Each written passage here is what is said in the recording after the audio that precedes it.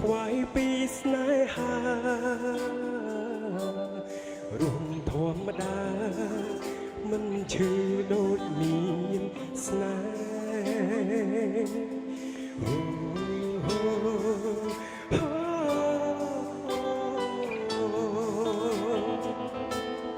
ស្នេហ៍ជាវ័យម្ដេចខ្ញុំសែនឈឺដូចជុំងឺ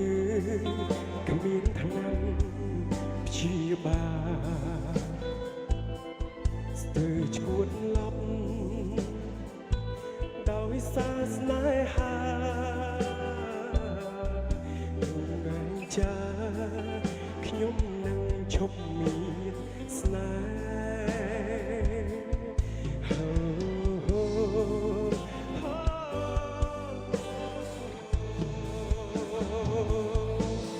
ពីងបែកគ្នាសួរនិយាយតែធ្វើឲ្យខ្ញុំពិបាកក្នុងខ្លួនដូចគេដុតដូចគេចាំងគេសម្លាប់មួយពព្រេងភ្នែក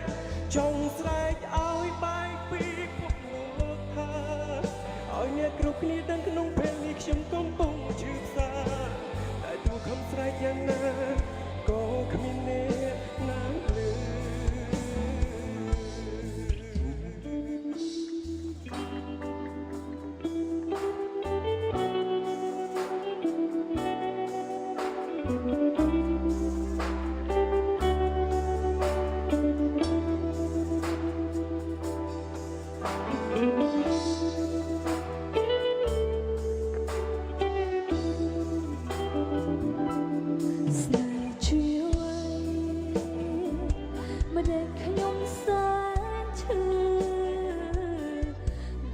ជុំងឺ